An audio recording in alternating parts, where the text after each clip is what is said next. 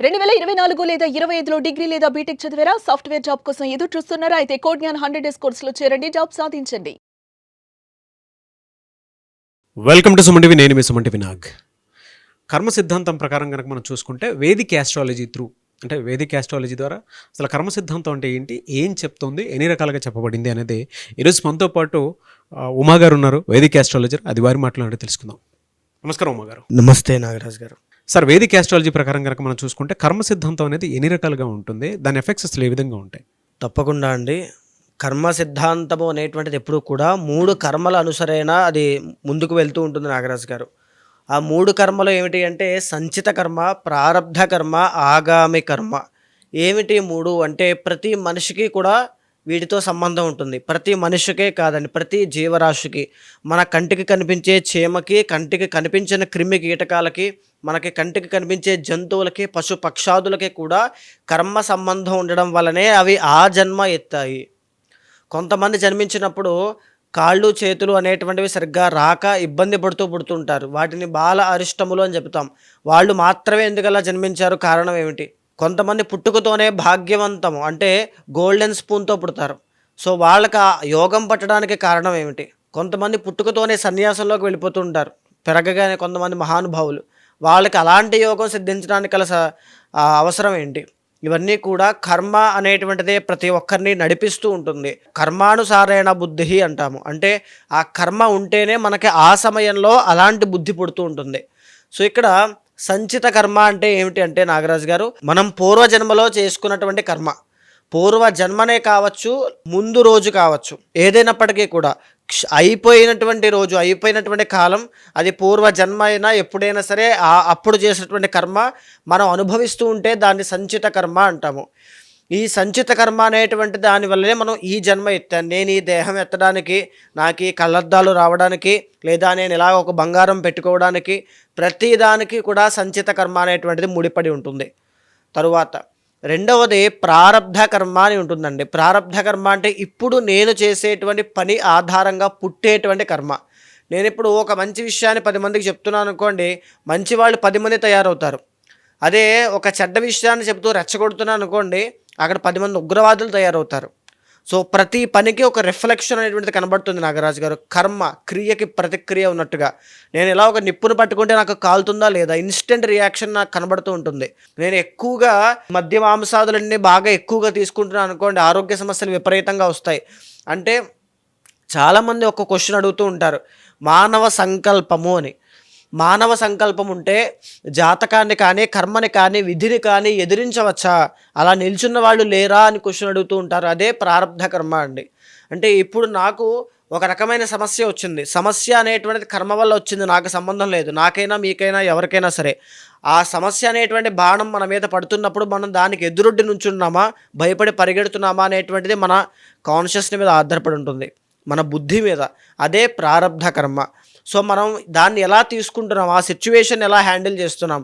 ఆకలి పుట్టినప్పుడు 10 మందిని యాచించడం వేరు, దొంగతనం చేయడం వేరు, కొట్టి తీసుకోవడం వేరు. ఆకలి ఒకటేనండి, అది కర్మ. నువ్వు కొట్టావా, యాచించావా, దొంగతనం చేసావా అనేదే ప్రారబ్ధ కర్మ. ఈ మూడిట్లో నువ్వేం చేసినా దానికి ప్రతిఫలం మళ్ళీ వెంటనే అనుభవించేస్తావు. అదే ప్రారబ్ధ కర్మ.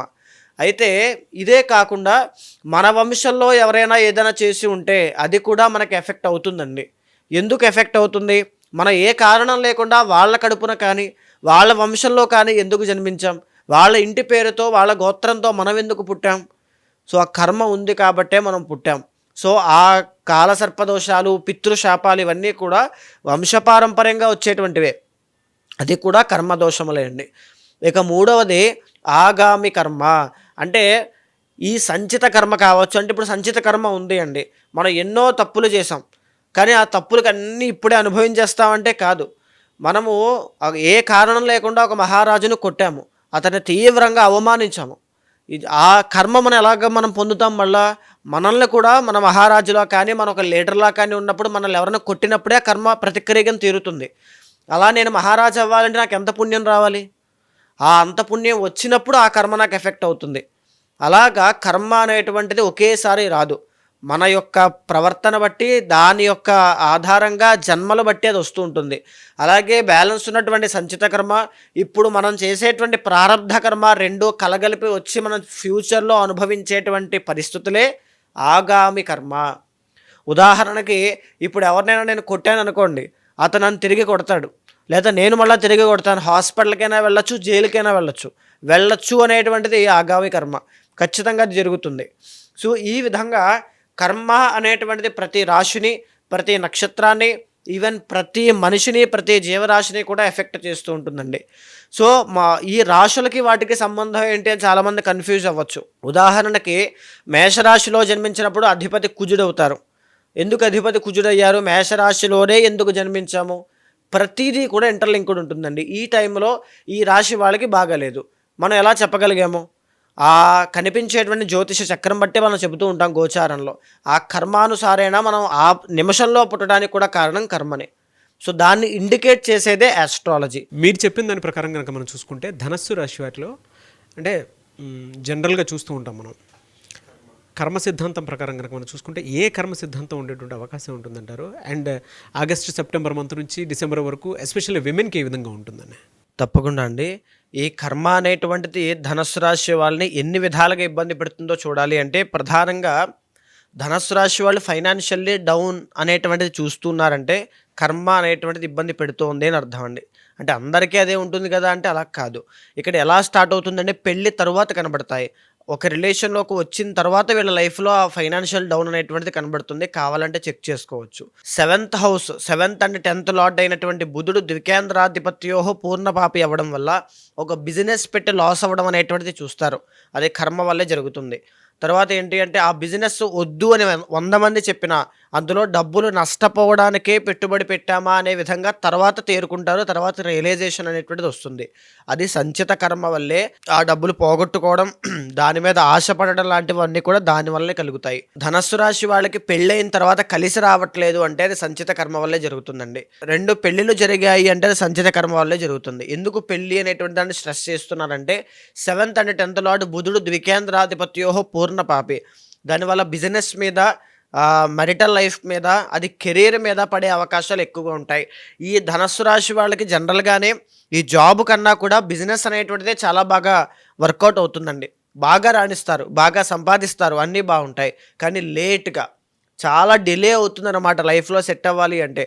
స్టార్టింగ్ వీళ్ళ స్థాయికి తగినటువంటిది కాకుండా చిన్నదేదో ఉద్యోగం చేస్తూ దాంట్లో సాటిస్ఫాక్షన్ లేక, డబ్బులు సరిపోక, ఆ ఈఎంఐస్, లోన్స్ అవన్నీ కట్టలేక చాలా ఇబ్బంది పడుతూ క్రమేపీ మళ్ళీ అందులో మానేసి మళ్ళీ ఫ్లక్చువేట్ అవుతూ తర్వాత ఎప్పుడో ఆ బిజినెస్ అనేటువంటిది చాలా లేట్గా వాళ్ళు పెట్టడం అనేటువంటిది జరుగుతుందండి.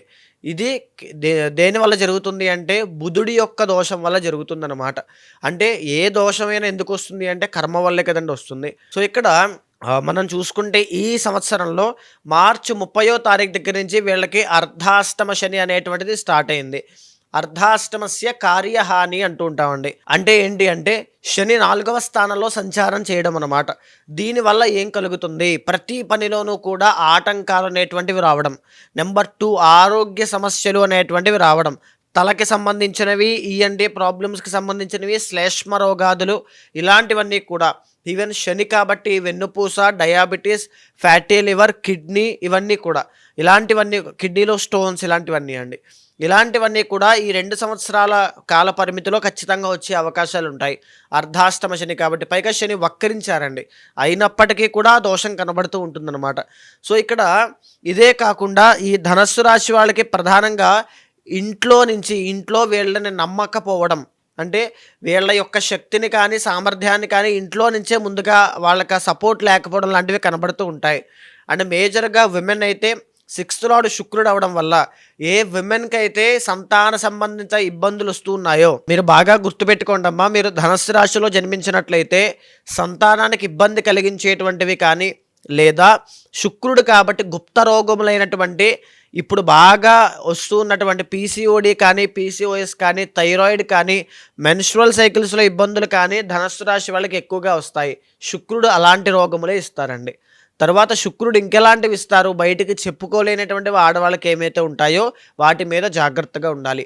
అండ్ మెన్ విషయంలో మనం మాట్లాడుకుంటే శుక్రుడు అనేటువంటి ఆయన హార్మోనల్ ఇంబ్యాలెన్సెస్ అండి, షుగర్, తర్వాత థైరాయిడ్, తర్వాత చెప్పాలి అంటే ఈ యొక్క హార్మోన్స్ ఏవైతే టెస్టోస్టెరాన్ హార్మోన్ తగ్గిపోవడం, ఇలాంటివన్నీ కూడా చాలా ఎక్కువ అవుతాయి శుక్రుడు కాబట్టి. అండ్ ఈవెన్ ఈ కొలెస్ట్రాల్ సంబంధిత విషయాల్లో కూడా జాగ్రత్తగా ఉండాలండి. ఈ ఆరోగ్య సమస్యలు రావడానికి కారణం సంచిత కర్మ. అండ్ వీళ్ళకి కూడా నాగరాజు గారు, వీళ్ళు జనరల్గానే 10 మందికి పెట్టేటువంటి వాళ్ళు, 10 మందికి పెట్టే చెయ్యి అవుతుంది, 10 మందిని సహాయం చేసి 10 మందికి ఆసరాగా నిల్చునేటువంటి చెయ్యి అవుతుంది, 10 మందిని దాన ధర్మాలు చేసేటువంటి పుణ్య కార్యక్రమాలు చేసేటువంటి చెయ్యి అవుతుంది. కానీ అలాంటి స్థాయిలో ఉన్నటువంటి వీళ్ళకే చాలా ఇబ్బందులు, ఎవరినో అడగాల్సిన పరిస్థితిలోకి వెళ్తారు సంచిత కర్మ వల్ల. మీ గ్రాఫ్ అనేటువంటిది ఒక్కసారిగా ఇలా పెరిగి ధనుస్సు రాశి వాళ్ళకి ఒక్కసారిగా డౌన్ అయిపోయి డబ్బులు ఎవరిని అడగాలో తెలియక అప్పు పుడితే చాలు అనేటువంటి స్థాయికి వెళ్ళారంటే బాగా గుర్తుపెట్టుకోండి, అది సంచిత కర్మ వల్ల మీ జీవితంలో జరుగుతోందని అర్థం. సో దాని నుంచి బయటికి రావాలంటే ఏం చేయాలి అంటే దక్షిణామూర్తి యొక్క ఆరాధన ఎక్కువగా చేయండి, గురు చరిత్ర అనేటువంటిది పారాయణ చేయండి, కుక్కలకి ఆహారం పెడుతూ ఉండండి. ఇవన్నీ కూడా తేలికగా చేసుకునేవి అని మీకు అనిపించవచ్చు, కానీ మీ జీవితంలో చాలా ఎక్కువగా రిఫ్లెక్షన్ చూపిస్తాయి, అంటే ఆ రిజల్ట్స్ అనేవి బాగా కనబడతాయి. అండ్ ఈవెన్ చూసుకుంటే నాగరాజు గారు సెప్టెంబర్ 17వ తారీఖు దగ్గర నుంచి వీళ్ళకి రవి అనేటువంటి గ్రహం 10వ స్థానంలోకి రాబోతున్నారు. వీళ్ళ జీవితంలో సెప్టెంబర్ 17 దగ్గర నుంచి నవంబర్ 17వ తారీఖు వరకు కూడా అద్భుతమైనటువంటి రాజయోగం కనబడుతోంది. ఎలాగా అంటే రవి అనేటువంటి ప్లానెట్ యోగిస్తోంది కాబట్టి మేజర్గా సెప్టెంబర్ 15 నుంచి అక్టోబర్ 17 దాకా బాగా యోగిస్తుంది. ఆ అక్టోబర్ 17 దగ్గర నుంచి నవంబర్ 17 దాకా యోగించిన ఆరోగ్య సమస్యలు అనేటువంటివి చాలా ఎక్కువ అవుతాయి. ఆరోగ్య సమస్యలు అనేటువంటివి, బిజినెస్లో డౌన్ అనేటువంటిది, మ్యారిటల్ లైఫ్లో ఇబ్బందులు అనేటువంటివి ఆ మాసంలో ఎక్కువగా కనబడతాయి కూడా వీటితో పాటుగా. సో కంపేర్ చేస్తే సెప్టెంబర్ 15 నుంచి అక్టోబర్ 17 చాలా బాగుంటుంది. మిగతా రోజులన్నీ కూడా ఈ సంవత్సరంలో ఆరోగ్యం విషయంలో జాగ్రత్తగా ఉండండి, ఫైనాన్షియల్లీ జాగ్రత్తగా ఉండండి. మీ చుట్టుపక్కల ఉండేటువంటి వాళ్ళు మిమ్మల్ని మోసం చేయొచ్చు, ఎందుకంటే 11th రవి నీచ స్థితి పైగా యోగిస్తూ ఉన్నారండి, రెండూ జరుగుతున్నాయి. మోసం చేయొచ్చు, మళ్ళీ మీరు బౌన్స్ బ్యాక్ అవ్వచ్చు. సో ఇలాంటి విషయాల్లో జాగ్రత్తగా ఉండండి. అండ్ అక్టోబర్ 20వ తారీఖు తర్వాత నాగరాజు గారు గురుడు అనేటువంటి ఆయన అష్టమంలోకి వెళ్ళబోతున్నారు. అష్టమంలోకి వెళ్ళిన తర్వాత ఆర్థిక ఇబ్బందులు అనేటువంటివి కూడా ఎదురవుతాయి. అంటే చూడండి, ఒక పక్క రవి ఒక మాసంలో బాగున్నారు, ఇంకో మాసంలో మోసపోవడం, ఆ ఫైనాన్షియల్ డౌన్, ఆరోగ్య సమస్యలు, ఆ తర్వాత నుంచి మళ్ళీ గురుడు వీక్ అవ్వడం, అన్నీ కూడా మిశ్రమంగా కనబడుతూ ఉన్నాయి. సో ఖచ్చితంగా గురు రవిల యొక్క బలం పెరగడానికి శని అర్ధాష్టమ శని దోషాన్ని ఇస్తూ ఉన్నారు. ఇష్టదైవాన్ని, కులదైవాన్ని ఎక్కువగా ఆరాధన చేయండి. పర్సనల్ చార్ట్ చూసుకుని ప్రధానమైన నిర్ణయాలు తీసుకోండి, అద్భుతంగా ఉంటుంది. చాలామంది వేదిక ఆస్ట్రాలజీ త్రూ వాళ్ళకు ఉండేటువంటి సమస్యలను పరిష్కరించుకోవాలి అనుకునేటువంటి వాళ్ళు ఉన్నారండి. అవునండి. అలా ఉన్నప్పుడు మిమ్మల్ని అప్రోచ్ అవ్వాలంటే ప్రాసెస్ ఏంటి? తప్పకుండా అండి, నేను ఒక్క విషయం చెబుతున్నానండి. చాలామంది ఈ కెరీర్లో కావచ్చు, మ్యారిటల్ లైఫ్లో కావచ్చు, బిజినెస్లో కావచ్చు, సరైన నిర్ణయం తీసుకుంటే ఎవరైనా హ్యాపీగా ఉంటారు, సక్సెస్ఫుల్గా ఉంటారు, అందరికీ తెలిసిందే. కానీ ఆ నిర్ణయం తీసుకోవడానికి ఎన్నో రకాల ఆటంకాలు, చిక్కులు, మానసిక ఒత్తిళ్లలో పడి సరైన నిర్ణయం తీసుకోక ఇబ్బంది పడే వాళ్ళు కొన్ని వేల మంది ఉన్నారు. అది ఎడ్యుకేషన్లో అయినా, మ్యారిటల్ లైఫ్లో, రిలేషన్లోనైనా, సంతానం విషయంలో, సరైన స్టడీస్ విషయంలోనైనా, అన్నిట్లోనూ కూడా. అలాంటి వాళ్ళందరికీ కూడా ఒక క్లారిటీ కావాలి, నాకు ఒక జస్టిఫికేషన్ కావాలనుకుంటే మీ వెనకాల నేను ఉంటాను. మీ జన్మజాతకాన్ని చూసిన తర్వాత గోచారంతో సమన్వయం చేస్తూ మీ జీవితంలో లెఫ్ట్ ఆర్ రైట్ సిచ్యువేషన్ ఎప్పుడు వచ్చినా మీ వెనకాల నేను ఉంటాను. ఒక గైడర్లా కావచ్చు, ఒక మెంటర్లా కావచ్చు, ఖచ్చితంగా ఒక ఫ్యామిలీ మెంబర్ లాగా ఏం చేయాలి, ఎప్పుడు ఎలాంటి నిర్ణయాలు తీసుకోవాలి, ఎప్పుడు జాగ్రత్తగా ఉండాలి, ప్రతిదీ కూడా మీ వెనకాల నుండి నడిపిస్తాను. ఏదైనా దోషాలుంటే తగినటువంటి శాంతి పరిహారములు ఆచరింపచేసి భగవత్ అనుగ్రహం కలిగేలా చేస్తానండి. డెఫినెట్గా అండి. థ్యాంక్ యూ సో మచ్ అమ్మ గారు. నమస్తే అండి.